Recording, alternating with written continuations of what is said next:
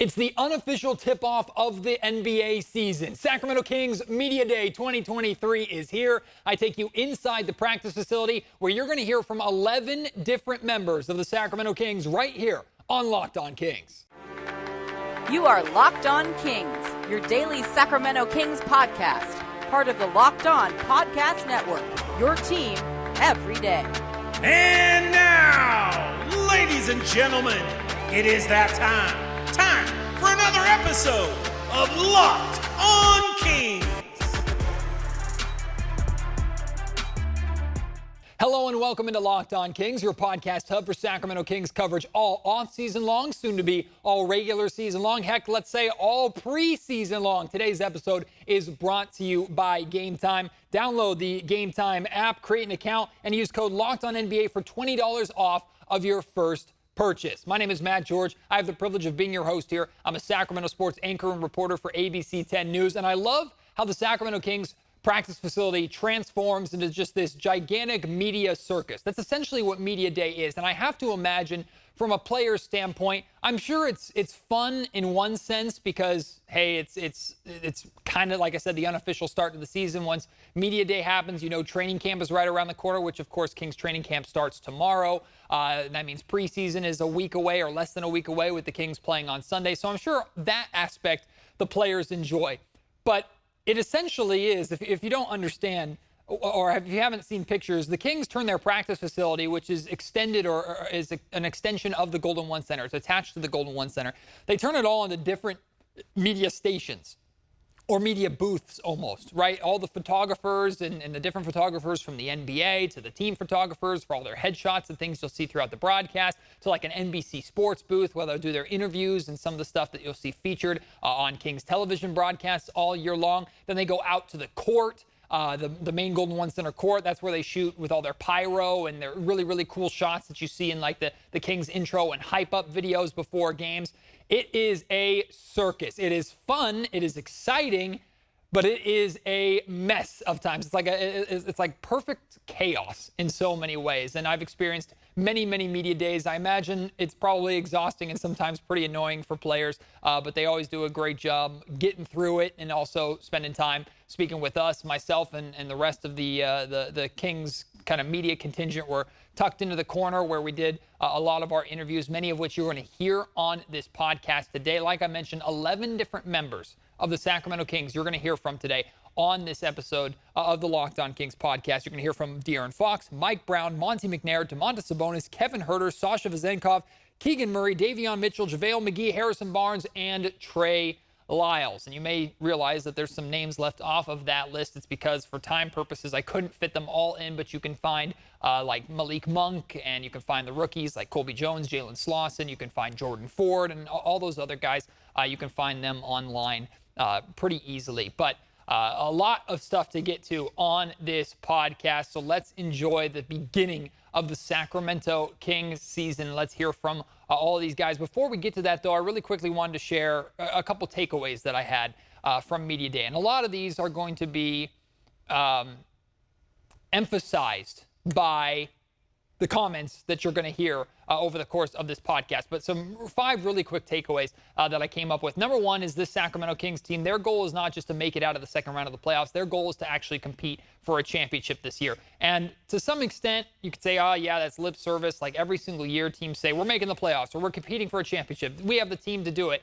And in reality, there's only a small select few who actually can. I'm not saying that the Kings actually can or that I fully believe that the Kings can be championship contenders, but I do believe that they believe they are. I believe that Mike Brown has set that goal for this team. They might not reach it. It's a very, very tough goal. Only one team every single year can actually reach that goal, but that's the goal that they've set for themselves. And you're going to hear Mike talk about it. You're going to hear De'Aaron Fox also emphasize it as well. So I believe this team genuinely has the championship in their sights, not a year or two down the road, but this season. That is the standard that they're holding themselves to, which is the standard that we can hold them to. Number 2, and you're going to hear this a lot on today's podcast, Sasha Vezenkov might be an even better shooter than we realized. And that's without even seeing him shoot. But to hear his new teammates talk about the way that he has been shooting just in like workouts and just with players getting together over the course of the last couple of weeks before training camp begins, it's pretty astounding what you're going to hear about Sasha Vezenkov and his shooting ability. Also, like, you're going to hear too from Davion Mitchell, and I'm really excited for you to hear from Davion because I was extremely impressed by Davion Mitchell. I thought he came across really, really well in this media day. When I tell you Davion Mitchell has opened up, like he is extremely different in terms of the confidence of how he speaks, the way that he speaks. I think Davion Mitchell is not only evolving as a basketball player and making himself more comfortable in his basketball role. I think Davion Mitchell is also becoming a lot more comfortable in being a leader, whether it's a vocal leader or a leader by example on the floor. And the Sacramento Kings can't get enough of that, especially on the defensive end of the floor. So you're going to hear from Davion Mitchell. I was really impressed by him and his transparency that you're going to hear later on in the pod. So many great things from Media Day. I thought that it's very apparent that the organization has gone from, and this kind of happened last year, but the organization has gone from like the dark cloud of constantly losing and kind of a toxic environment to now really a family environment. You're going to hear so many different members of the Kings talk about how much of a family atmosphere it is. And of course, a lot of that has to do with all the players and coaches having kids at the same time right now. There are a lot of kids in the Kings extended family right now, but it's really become a family atmosphere in Sacramento. And finally, and this one's kind of like a throwaway, we're so close to Kings basketball. We have preseason basketball. The Kings are playing in Vancouver against the Toronto Raptors on Sunday. We're so close, and still it feels like so far I'm even more excited for Kings season than I thought I would be after today, which I guess I feel that way every single year. But you're going to feel that way too, and you're going to know why after you hear some of these members of the Kings speak. Let's start with the star. Let's start with the leader, De'Aaron Fox. And right after him, you're going to hear from Mike Brown. So they're going to be back-to-back before I jump in and interrupt. And both of them really are the ones that set the standard and set the tone for championship expectations. The national TV games this year are way up for the team, but especially national TV games here in Sacramento, kind of showcasing the fans. You've talked about the fans a lot and just the atmosphere a lot. Is there a sense of pride in that, knowing that the NBA kind of wants to showcase that more? Yeah, definitely. I think we went from, we had like, one or two scheduled last year. I think we fell into like an extra one. I think the one against the Knicks was an extra one. It's cool that we actually start the season off with those nationally televised games. I think it was great for people to see us, even those games, and then even in the playoffs. So I think it's an exciting time. I think a lot of people are happy that the Kings are, kind of back, and we want to continue to build off the momentum that we had last year. We have high expectations for ourselves. Like we all want to win a championship. I think that's our next goal. Your next goal isn't to just get out of the first round. Like, you don't get anything for that. So for us, that's our next step. That's what we want to achieve as a team. And I'm sure everybody in here has obviously individual goals, but I think they all stem back to us being a better team. So that's what we're worried about. That's all we're worried about. And we're trying to come in from day one, and we're trying to achieve that goal. It seems like you spent a lot of time with Keegan throughout the offseason. How do you see him grow, and what do you think are reasonable expectations coming into this year? I mean, just being around him, just as a person, just coming out of a show, it's definitely been great to watch and great to witness. He's becoming more comfortable putting the ball on the floor. Obviously, he's one of the best shooters in the league, and that's not going to change anytime soon. But for him, it's really us trying to add another player that can create for themselves at some point. Obviously, the way that we play, we don't need him to do it a lot, but there are times where the clock's winding down, or he might have a mismatch, and he has to go to work. So I think he's become a lot more comfortable doing that. I know you were excited about adding Sasha. I'm curious what stood out to you now that you've seen him play a little bit out of these workouts. Man, he shoots the piss out of the ball. It's crazy. Like one of our shooting drills, I think, is like 150 shots, and I think he missed 7. Like he's up there with some of the best shooters in the world. And for us, we're telling him, because I think when he first got here and we were playing pickup, he's kind of trying to fit in, and I think he traveled more than he did in EuroLeague, and that's saying something if you're traveling in the NBA. But we want him to be comfortable, and we want him to know that he has a green light to shoot the ball. I mean, like I said, one of the best shooters in the world. That's why you're here. We want you to shoot the ball. If you think it's a bad shot, it might not actually be a bad shot. But once he gets it going, man, it's like the net's not even moving. It's crazy. We're actually just sitting there watching him shoot the ball.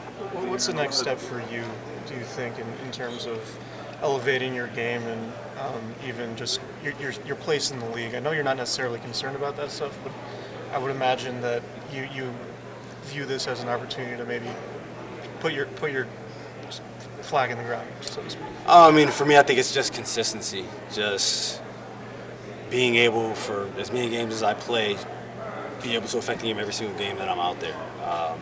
And I think that's what separates, good from great from good players and good from bad players, is how consistently can you be great? How consistently can you be good? And I think that's the next step for me. I don't want to have a 2 or 3 week period where I'm just not playing well. Just try to cut those slumps in half as best as I can,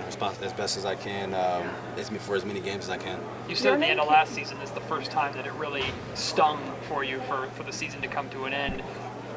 Was that different motivation this offseason at all? Did this offseason feel a little different because of that sting? Yeah, for sure. Just knowing what it felt like, knowing what it felt like to be one of those teams that you don't know when the last day of your season could be, because there are times where April 15th or 14th, whatever it is, that's the last game of the season. So going into it, especially going into Game 7, that could have either been our last game, or we could have had 2 more weeks of basketball. So I think that's what stung the most, knowing that we had a chance to be playing for a long period of time.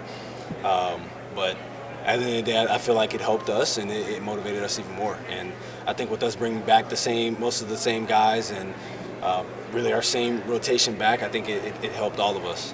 Your name has been in the Team USA possibilities. Is that something you'd be interested in if you were invited? Things change in the future. Right now, it's not something I'm worried about. I'm trying to think of a nice way to put this. Right now, in this very moment, I really don't care what's going on with Team USA. That's not on my mind at all.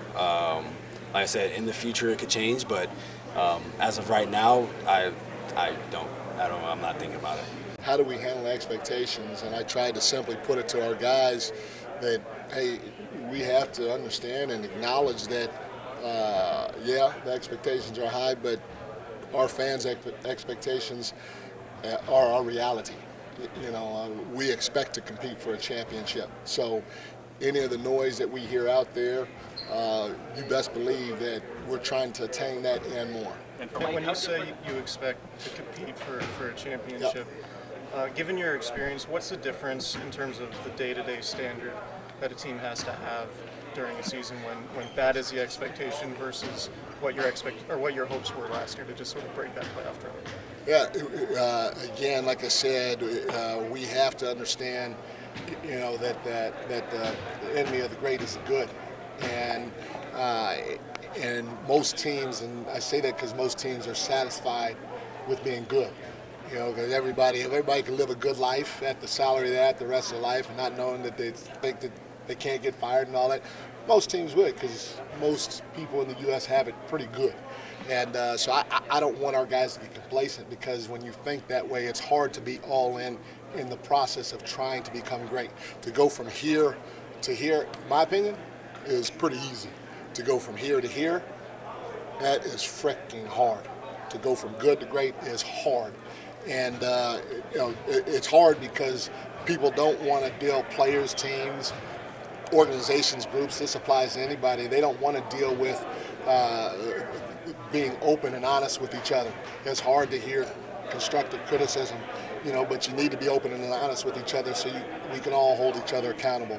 It's hard to come in every single day and go through the mental and physical stress of just trying to go a few milliliters or a few centimeters, however you want to call it, to go from good to great.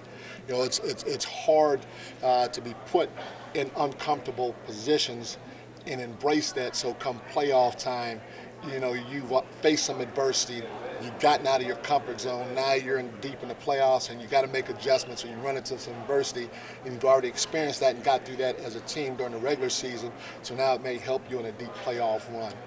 There are a lot of things that we will do on a daily basis, and we're going to call that winning the day. We want to win every single day that we're here, and part of that, doing those things, focusing on the details, focusing on our work ethic and our competitive spirit, believing in each other that we're going to succeed because we're playing the right way. So there are a lot of little things that I've already addressed to our team that we need to accomplish in order to go from good to great. Darren Fox this year, he was on a high level last year, but now, you're looking for him to get that next plateau. What is your thoughts about him playing? No, I tell you what, he was absolutely freaking great this summer. Not only with his development, but he was basically here every single day.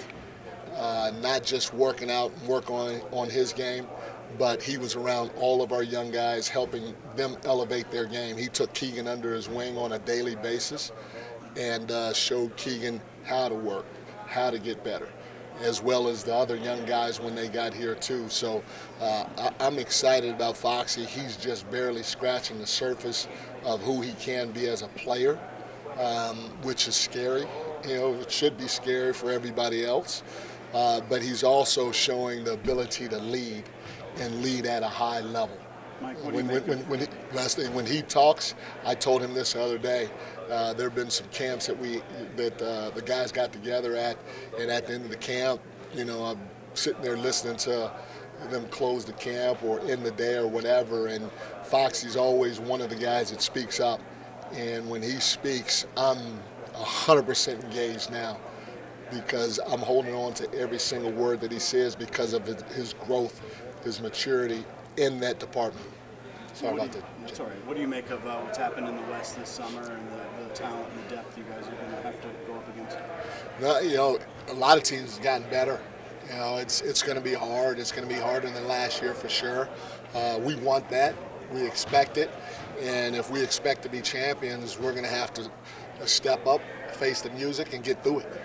How do you feel about your positional versatility between the 2 and the 3, the 3 and the 4? Do you feel like you have a little bit more options now? Again, I like the group that Monty and Wes assembled. I'm excited about seeing how we perform as a group when the lights come on.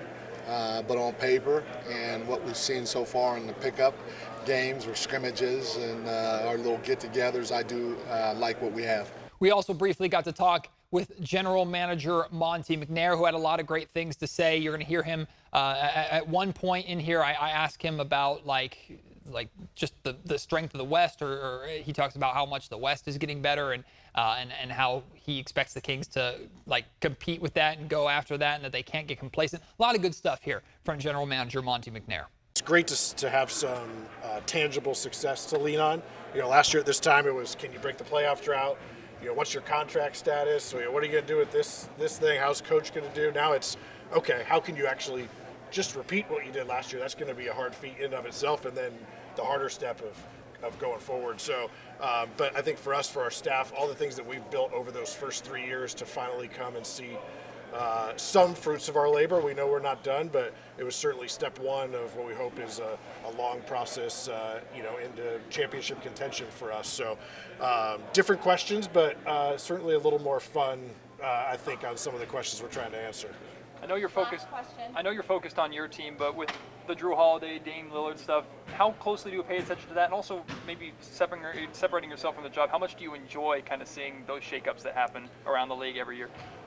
We're certainly always, like I said, exploring ways that we can improve this team. And until we are a multi-time champion, even then we're going to continue to try and push forward. We're going to look at those opportunities. But certainly glad when talent goes east. But the West is going to be an absolute dogfight again. I think this is my, 16th year in the West, and it never changes. So for us, the great thing is, we have a chance to be a top 2, 3, 4 seed again, and that's huge. Get home court in the first round. But there's 11, 12 teams that are dying to get into this Final 8, and so we can't rest on our laurels. As I think I said this before, my 4-year-old's asking why the standings say 0-0.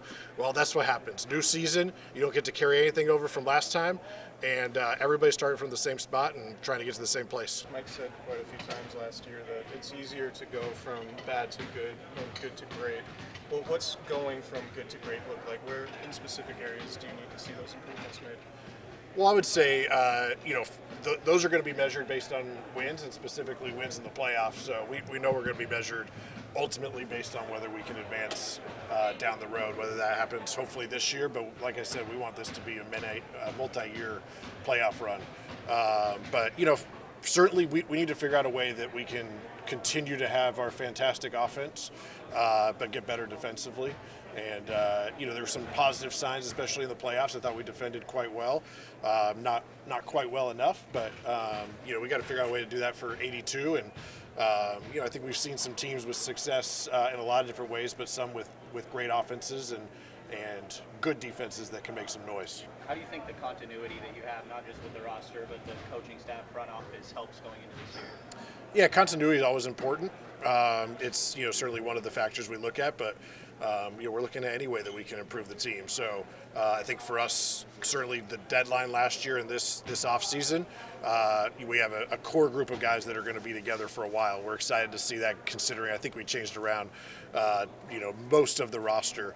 I think we're now, for the first time, I think my group, since we came in, me, Wes, Phil, Paul, I think everybody on the roster now we've either drafted, traded for, or signed either to a new contract or as a free agent. So, a lot of ways this is our group now, and we're excited about what we brought in. Continuity is a big part of that, but it doesn't mean that we're done and we stop looking at other ways to improve the team externally as well. There's a cliche amongst coaches, like putting together a roster full of talent is a good problem for a coach to have, but at this point with the roster that you put together, do you kind of step back in the front office, step back a little bit and almost enjoy Mike's process and the coach's process of building those rotations? Yeah, I wouldn't say we take a step back. We're always, working with Mike and his staff to figure out what we need, what they need, how they would utilize certain guys. But I think, we know we need a deep team to just withstand the rigors of the NBA season. But it also gives you more opportunities for guys to step up. I mean, just look at the champions from last year, and different guys at different stages of their career taking a big jump to go from star to superstar or role player to really good starter. So for us, we're going to need those guys to step up. We think we got 10, 11, 12, 13 guys that can be a part of that, and Mike's going to find 8, 9, 10 guys that are going to do that. Might be 7, 8, 9 in the playoffs. So, but for us, I think we have guys, a lot of young guys, a lot of guys with growth that can continue to find ways to help us even more on the floor. I think it's no secret that Keegan is going to be a huge part of how far we can go these next few years. Obviously a top 5 pick. I think he had a very successful rookie season. I've talked a lot about how he continues to answer questions that come up. The first 2 or 3 games of the playoff series were maybe not his best, and then he figured it out and had a fantastic end of the series, and he's done that throughout the whole path. Now for him, we saw Summer League, can he take on a little more of a scoring role? Can he be more aggressive? I know Coach made the joke, he got some wiggle, he took it coast to coast, he dunked on guys. So that's going to be a big step for Keegan.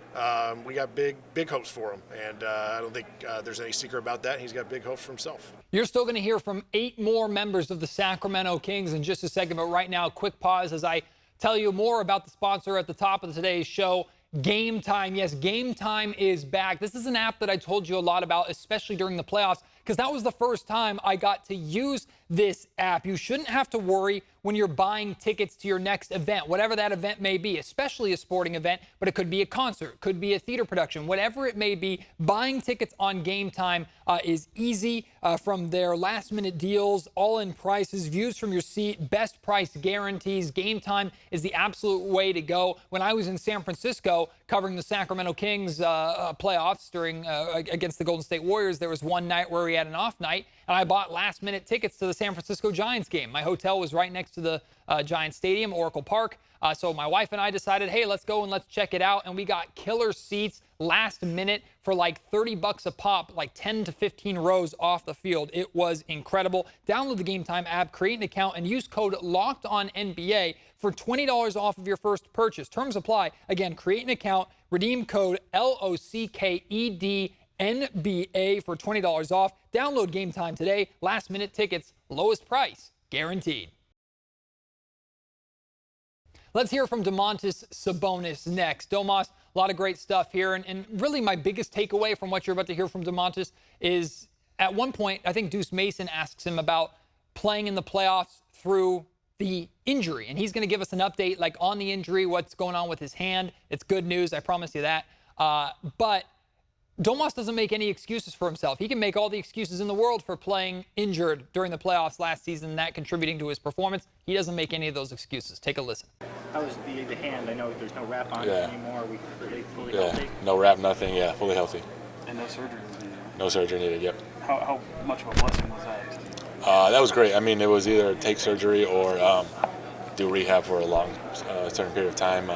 Both outcomes meant I couldn't play for a month or 2 months, whatever it was, so we went over it, and if you don't need to put screws in your body, they said it's better don't do it, so we went with that route.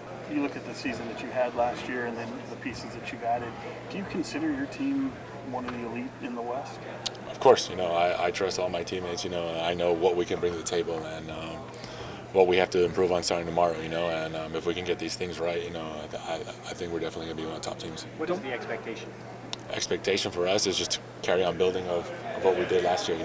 We set a culture here that we just got to keep the new faces to buy into it and keep building on it. What do you feel like you learned personally from the 7-game series against the Warriors? I learned that we can actually guard. Obviously, things turned out how they could, but our numbers and all the analytic stuff that the coaches do, we definitely can do it, and we just got to start with that tomorrow.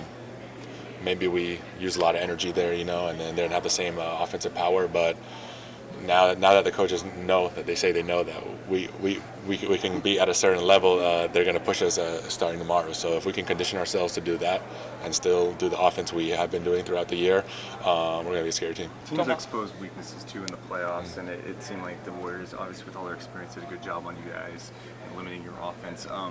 Were there things that you needed to focus on individually with your offense? Is it not hesitating on the mid-range? Like, what was it for you? Yeah, of course. Shooting has been a big part of my game since I came to the league, and improving that, and just being confident with it and shooting it, and at the same time learning when to shoot, when to not. If I make a couple and it's open again, at the same time I am the main hub of the offense and getting the ball moving. And if I decide to shoot every time, at the same time, we're not this offense that we have created here. So I trust myself and my IQ to figure that out during the games, and when to do what. Domas, how much are you looking forward to the home opener against the Warriors? Not so much for revenge purposes, but to, I guess, get that test again from that team and how you've improved already over the summer. I'm just thinking about the fans.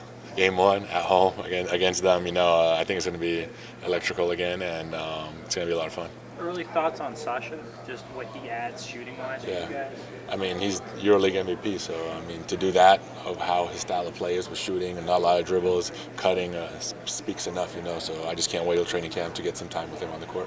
How much was your hand an issue for you during the playoffs? Because I imagine it's more physical, they're probably slapping at it. Was that...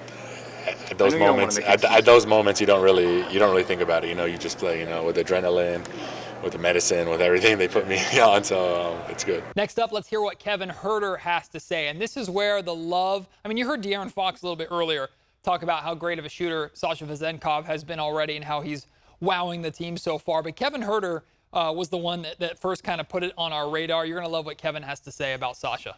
Fox shared at the end of last season that for the first time in his career, being eliminated really stung, like the end of the season really stung for him. What was that sting like of being eliminated from the playoffs for you, and how has that motivated you, I guess, for this season? Yeah, it always stings. If you don't make the playoffs, you always kind of wish you did, and you feel like you could have done better.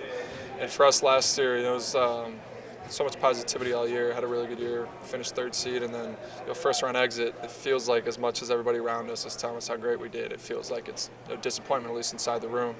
And so let's feel for this year motivation. Lost to a really good team, obviously, but I think the expectations for us internally last year were going that series and beyond. When you look at the new guys like Sasha and Chris, what elements do they bring to this team that maybe you guys did not have last year? Yeah, Sasha shoots the hell out of the ball. He's coming here all fall. He's broken all our shooting records that we had last year. He's somebody that's already been in pickup. He's a shot maker, so he's really exciting. And Chris is a professional. Chris is just super solid on both sides of the ball. I think really injuries derailed him out in Indiana, but he's a really good player, and so he'll help us a lot. Both of them will. Can you elaborate a little bit more on Sasha breaking team shooting records during the fall? Like, what did that mean specifically? Yeah, I mean, he just, we have a lot of shooting drills we do as a team, stuff we do on off days, and he comes in, he doesn't miss. So he's, a couple of us have some work to do to try to catch up. Monty and Mike have both talked about championship expectations. How do you guys as players kind of navigate that and deal with those expectations? Yeah, I mean, it's not something that we've talked about too much, to be honest. Not sure what expectations the front office or their coaching staff really has. I know that, inside the room we have all the confidence in the world. We think we have a really good group, a group that when we're playing at our best can beat anybody. So I think for us and right now, just we're trying to get off to a good start. Last year we started 0-4 to start the year and dug ourselves a hole early, and try not to let that happen again. Over the offseason, as we're trying to kill time, we typically go back and rank or talk about moments from last year and your shot against Utah at home. Just where does that moment just rank for you in your career, and what do you expect the atmosphere to look like this year based off of what happened last year? Yeah, I mean, I think I get tagged in that video once a week at least on Twitter, so I get to relive it over and over again. It was a great moment. Obviously, the sound of the crowd when the ball went in, it's still get the chills watching it. Even in the moment, it was even better. So it's definitely up there towards the top.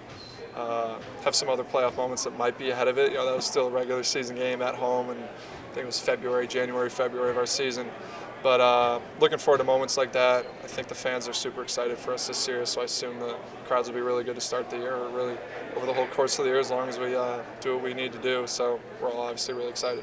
And now let's hear from the EuroLeague MVP, Sasha Vezenkov. This whole organization of Sacramento made me feel like my second family here, so I'm really thankful. Thankful to my family too, who are here with me and helping me. And I can't wait to start. We've heard family a couple times from people. What is it about this organization right now that gives it kind of a family environment? It's different. Like from the first player to the president of the team, everybody's so how to say, human, a good human person, good human being to help you, ask you every day how are you, how is your family, and the connection is different. If you don't feel it, you can say it, you can express it so much. Kevin and Trey and other shooters have already commented on the impact that you've made shooting and so far. What is your opinion or your perspective on the shooters that this Kings team has? Offensively, I think everybody sees what Kings can do, like the pace, the speed, how the ball moves. I think it's great. I think the effort and the challenges here is how good we'll be in the defensive end. We have to improve, and that will happen through the games. But we have to keep also our offensive standards really high. Where do you feel like you sit as a defender right now? You have to. It's a new challenge, and even if you study the game and you see video and tape, you have to feel it. You have to face it. So I'll be improving every day. I'll work out, and I'm confident about myself. That's why I'm here. You've been on before, in terms of living situations. Yeah, everything. As I said, I'm 1 month here. Everything is great. I feel Sacramento is really calm, really peaceful, really. How to say, a big village, without disrespect, but it's really nice. Nice. What's your impression of De'Aaron and just the way he plays, the speed, all of those things? Basketball-wise, everybody can see what basketball player is, but the most important is the human being. As I said, he's all-star player, and he's really good human to help everybody out, to practice with the young guys, to talk to them. That's the difference. All good players can be all-star.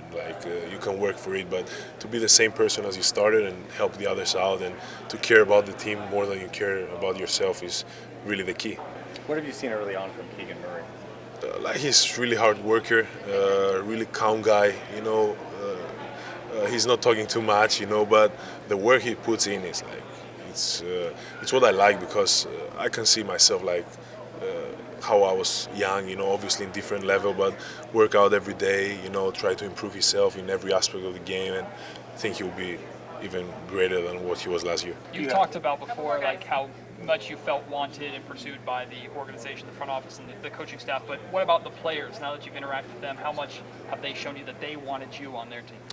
It's different because I didn't know the players when I decided to come, so, I decided to come on my own perspective and on my own vision about myself here. So, of course, as I said, when you meet the players and with so much experience in the NBA and see how hard they work and the good human beings they are, showed me that I made the right decision. Some kind words there at the end of Vezenkov talking about Keegan Murray. Well, Keegan returns the favor, plus talks about his next step and more here on Locked On Kings. Keegan, what's your perspective on De'Aaron Fox coming into this training camp? Mike did mention earlier that it seemed like he's stepping up to the plate as far as being a leader. Yeah, he's been really good. He's been a really good leader in our pickup games and our off-court workouts or on-court workouts and in the weight room. So he's a leader that leads by example, but he also is vocal. And when he opens his mouth, it's a good thing for our team. And he's done that, and he's done a really good job at that. So he's been more vocal probably than he has been since the year that you've been. I mean, from when I've been here, he's been vocal, but I feel like he's kind of turned it up a notch, and I feel like that's helped our culture for sure. To bounce off that a little bit, Mike Brown said that you guys kind of took you under his wing this summer, and we've seen all the videos, Uncle Meets and all that. Yeah. What's your guys' relationship and how's that kind of like evolved this summer? Yeah, I think it's been really good. On the court, off the court, we've been together. We see each other pretty much every single day this off season, and with his family, it's been special just to be with them and be able to have that relationship and connection with them. And I feel like off the court it was cool just to experience it, because on the court, like, we're competing, going to battle and stuff like that, so it's a different environment. You obviously showed a lot during the California Classic in those 2 games. How much is the coaching staff imploring you to be more aggressive offensively this year and kind of showing what you have been working on? Yeah. I mean, I've been in Sacramento most of the off season, so I've been with a lot of the coaches during the off season and stuff like that, and just figuring out different things within the offense where I can be successful. Because I know a lot of teams are going to try and take away the three-point shot now, and just trying to figure out what I can do off of that and different ways I can score in mid-range, get to the rim, stuff like that. What do you think about Klay Thompson and Paul George? We're talking about some of the best shooters in the game. They mentioned you. Did you have? I'm guessing you heard it, but what was your reaction to that? Yeah, no, it was really cool. Just because I've watched those guys when I've been growing up and stuff, and they're really good players, championship winners, stuff like that. So kind of have that respect in the NBA. I feel like it's big for me, but obviously you can't get satisfied, you can't get comfortable, even though like what they said it was really cool. Over the course of the playoffs, you really seem to get more comfortable, seem to figure it out. Kind of applying that to this offseason, working with Fox or working just on your game. Does it just slowly progress, or did something click for you? Or like when you have those breakthrough moments, what are those like? Yeah, I mean, I feel like I've had a lot of breakthrough moments, but I feel like the playoffs kind of exemplified the rest of them. And I feel like the last 3 games or so, I found something in myself. And to have it end, I feel like just brought more hunger and more confidence in me and into the off season, and know that I can play at the highest level in basketball. So just continuing that and looking back at that and knowing what I did those last couple of games. What have your early impressions of Sasha been, and how do you think adding another shooter with size will help this group? Yeah, Sasha, he's been really good. Just his shooting ability brings another element for us to be able to spread the court. He's defended really well in pickup games and stuff like that, one-on-one situations. So I'm just excited to see him grow in the NBA game, and he's going to have ups and downs. As a rookie in the NBA, nothing's going to go smooth sailing, and just to see him go through those like I kind of did last year, and I know he'll get over those humps, and I feel like he'll be a really good player in this league. Your brother going into his first year in Portland, how in contact are you with him? Are you giving him advice going into training camp, or letting him kind of figure it out? Yeah, I talk to him every day. Pretty much FaceTime him every single day. So he's had a lot of fun up there so far, even with all the changes they've had on their team. But he's loved it so far. He's excited to get started, and my family and my parents are excited too. So I feel like it's brought us a lot closer together, and I'm just excited to see him grow as a player and as an NBA player. When that schedule first came out, did you look for the Portland game to see when you were going to be playing him against him the first time? Yeah, that was the one thing I saw. I mean, we'll be there during Christmas. I think we play the day after Christmas, so it'll be a family Christmas in Portland. Like I said at the very beginning of the podcast, I might have been most impressed by Davion Mitchell out of anybody that we talked to today. and you're going to hear why here in just a second. Great answers, especially when he talks about having his weaknesses exploited in the playoffs and how he's worked on those weaknesses. I just was very impressed by this media scrum from Davion Mitchell. The biggest motivation, I think for me, is just, losing the first round of the playoffs. Knowing that, we had a chance to get to the next round, and we don't know where we went after that. But, we had a really good team. We were rolling. But losing that kind of helped me and helped our team just a better motivation for this season. You wanted to obviously concentrate a lot on your shooting. Is it at an acceptable level for you, or is it still a little too early to tell? No, I love it. I've been working on it every day. Of course, there's always going to be improvements, no matter who the shooter is. But I've just been adding little tweaks like that, little things that's helped me a lot to being consistent, using the technology that we have here, helping me be consistent, talking to other great shooters, helping me be consistent, and little things like that. Sac has been waiting for a while to get playoff experience. Now that you've experienced that, how has what you went through in the playoffs impacted or changed your game in any way? Changed my game. I would just say that, playing in the playoffs, they kind of exploit your weaknesses. Every team does it. You see it from the championships. The people that won the championship Denver, they exploit everyone's weaknesses. And the Warriors kind of exploit my weakness a little bit, and I was a shooting last year. So that's like I said, it helped me motivate for this season. They can't exploit that because that's kind of trying to be one of my strengths this year. Is that almost a good thing to have those weaknesses exploited so you know you can attack? For sure. It's kind of like losing. You always learn from losing. If you win all the time, you ain't gonna never learn anything. So it's kind of helped me out a lot. Mike talked about you guys need to be more physical. Mm-hmm. What steps do you guys need to take defensively this year to reach your goals? What steps do we think? I think honestly, just not taking plays off. I would say sometimes we would have plays where we're really good defensively, and then you'll have some you're not going to help here. It's going to be a wide open layup. So just not taking plays off and being consistent throughout the whole season. I think that's what he kind of meant, because he even said it a couple of times that even in the playoffs we played defense, but we wasn't consistent all year. In one game we'll play defense, one game we wouldn't. When we're desperate, we'll play defense, but it's kind of too late then. So, just kind of being consistent, just having that, because we have it. Everyone is athletic on our team. We're fast, we're young. We know how to do it. We just got to be one to do it every single day. I've said it here on the Locked On Kings podcast. I've said it on D'Lo and KC as well. I have high expectations for Davion this year. I think it's going to be a great year for the third-year point guard. Well, it is the first year for veteran JaVale McGee, and I have to apologize ahead of time. There are some bleeped out things. The biggest sound bites and the best quotes that JaVale McGee gave, I can't play fully for you due to our Locked On regulations and rules about cursing and swearing, but you get the gist of who JaVale McGee is in these clips. JaVale, the decision for you to come to Sacramento, how much was Mike Brown an influence on that decision? Definitely one of the top deciding factors. Just the comfortability I have with him. Just that vocal of being able to just call your coach and really have a serious conversation, and knowing that your coach isn't going to bullshit you and he's going to tell you what it really is. So I've always had that in Mike Brown. So that was definitely a helpful thing that got me here. Did it surprise you at all how well he did in his first season last year here in Sacramento? No. I know Mike Brown's. I know his resume and what he can do. So, no, it didn't surprise me. You've seen about everything that this league can show you. When you come off a situation like last year and do a fresh start, what does that do to kind of give you like a boost or confidence of anything like that? That's one thing about me, man. I've never needed someone else to validate my confidence and validate who I am or what type of player I am or what skill set I have.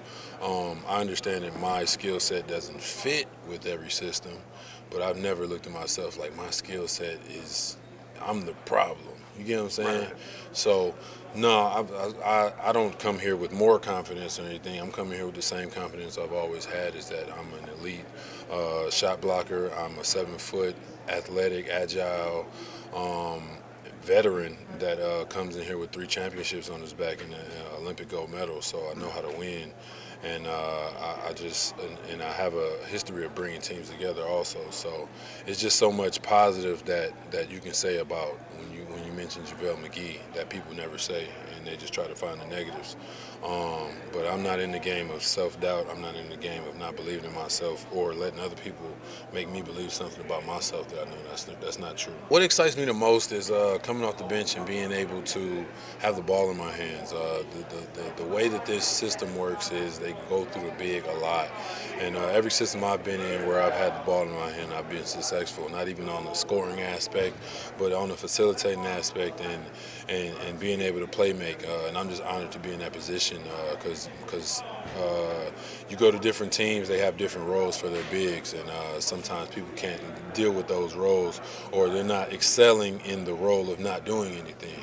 So it's just, people wake up for different things, you know what I'm saying? People wake up and have ambition for different things, and it's just when I was going over watching film of how they play, and I realized, like, dang, like the big gets the ball damn near every time they go down, even if play's not for them, the big gets the ball. And as a big man, and I'm sure all the big men out there can tell me, when you touch the ball, even if you're not scoring it, it just motivates you to keep going and keep playing harder for your team. When you're on the court and you don't touch the ball 4 or 5 times down the it's depleting. So yeah, that's not happening here, so it's a beautiful thing. Mike knows what you bring on the floor, but has he talked to you at all about what he wants you or what you can bring to the locker room and as a leader for this team? Definitely. He understands my professionalism. He knows I'm a pro. He knows I come in every day to work. He knows I'm not a distraction off the court. I'm not leading guys to do things they shouldn't be doing. So I definitely know what my role is on this team and how I can help this team move even further. What's your thoughts on the beam? Do you think it's, as an outsider's perspective? As an outsider, I hated it. I remember last year I was with Dallas, and I do the huddle right before the game. And the last thing I would say, I believe we played y'all back to back.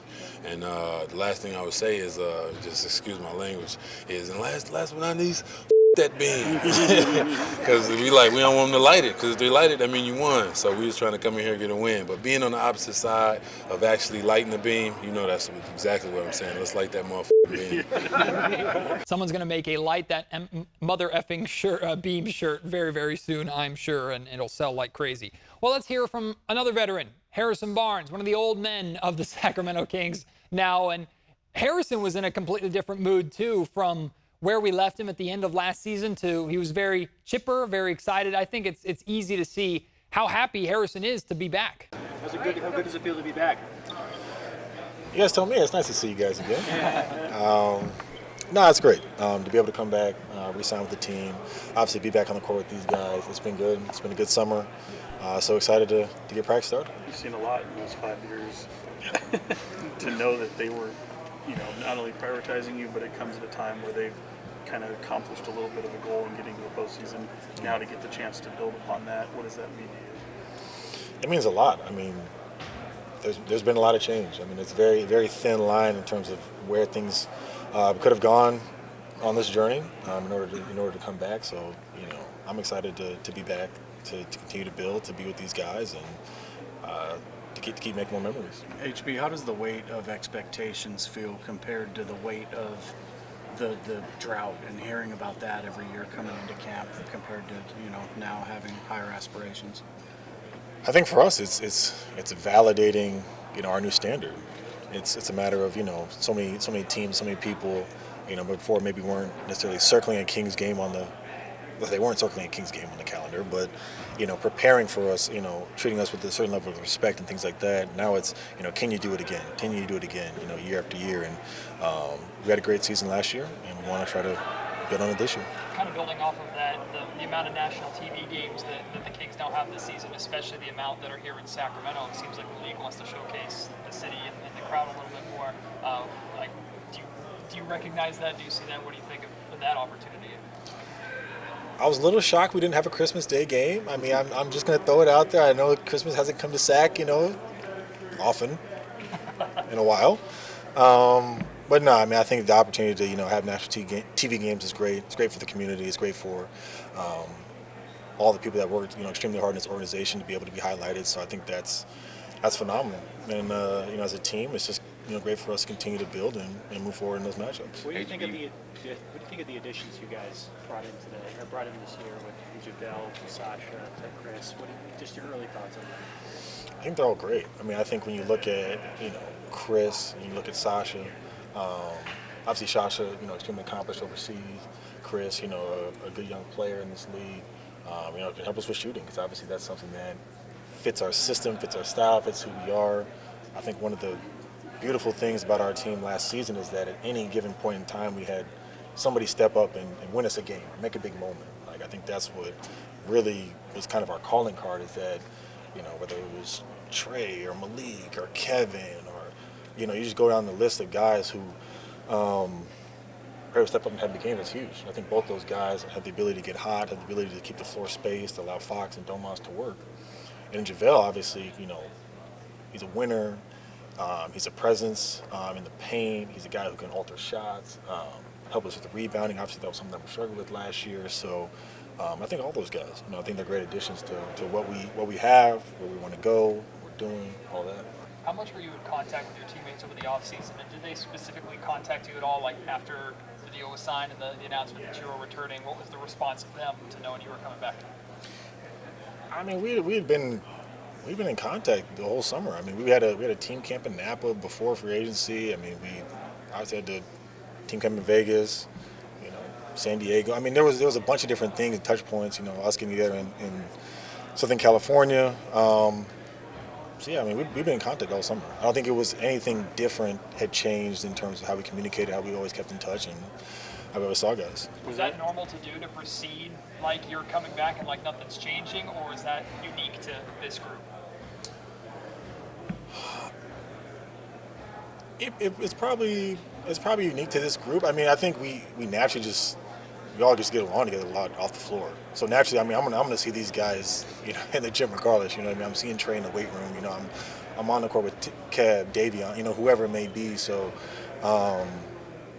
yeah, I mean, I think we just kind of kept it as business as usual. Just continued to bond that way. And if things would have went a different way, I still think I would have probably been on the court with him as well. Another guy that was very happy to be back with the Sacramento Kings was Trey Lyles. He was the last King that I have for you here on the Locked On Kings podcast today, one of the last Kings that we talked to on the day. And I'm just such a big fan of Trey Lyles. A lot of this reiterates why. But remember, at the end of last season, he spoke so much about how he wanted to return to the Sacramento Kings.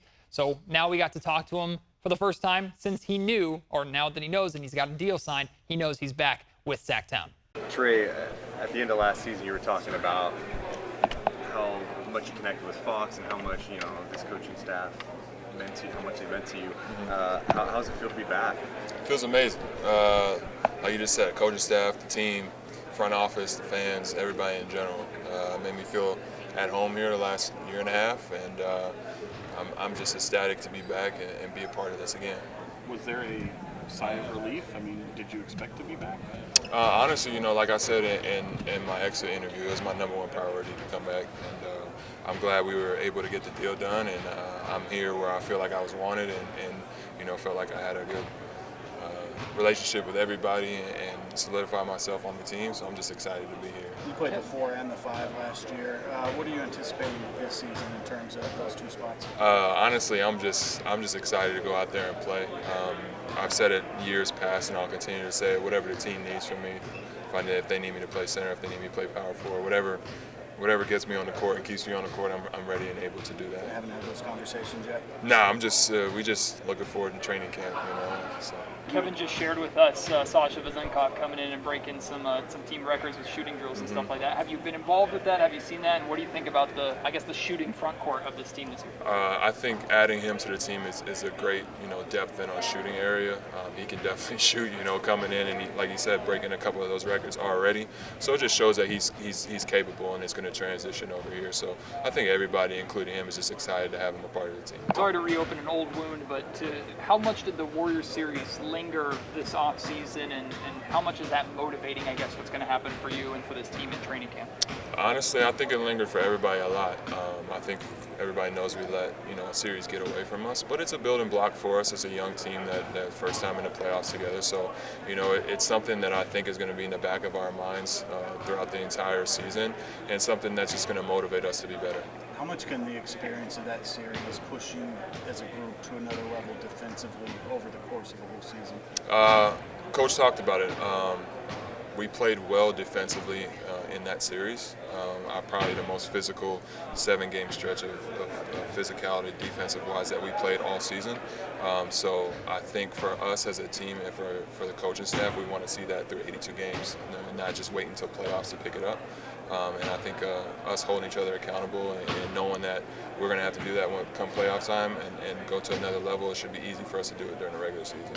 Another successful media day, and again, for the players that I didn't play on this podcast, that you, if you want to hear what they said, we spoke to every single player that was on that the Kings training camp roster. So if you want to go, you can check those out. You can track those down. I have many of them on my Twitter account as well at @MattGeorgeSack, so you can find them there. If you want to react to any of the quotes, any of the things that you've seen or heard from the Locked On Kings podcast today and from Kings Media Day, please do that. Again, you can do it on Twitter at @MattGeorgeSack. You can email me at any time, mattgeorgesports@gmail.com, or you can leave your thoughts in the YouTube comment section down below. What's your number one takeaway from training camp? What caught your attention the most? What most excites you? Is it the Kings championship aspirations? Is it Sasha Vezenkov's shooting? Is it Davion Mitchell? Is it who?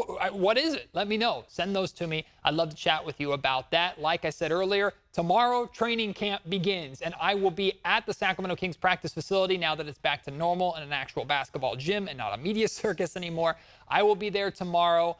We get a limited window at the end of practice that Mike Brown lets us in, and then we talk to Coach Brown and we talk to different players. So I will have a day one of training camp takeaways podcast with more sound and more quotes and my perspective on what we're seeing in Kings training camp. So you can expect that tomorrow. I appreciate those of you that were patiently waiting for this podcast today. Media day is always exhausting. This is my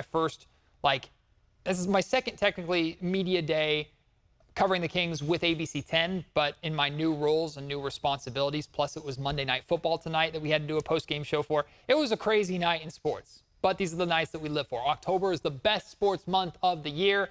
Kings basketball is almost here. I cannot wait. Thank you for joining me on this episode of the Locked On Kings podcast. Can't wait to have you join me on training camp day one episode of Locked On Kings tomorrow. Until then, my name is Matt George. You've been listening to the Locked On Kings podcast, part of the Locked On Podcast Network.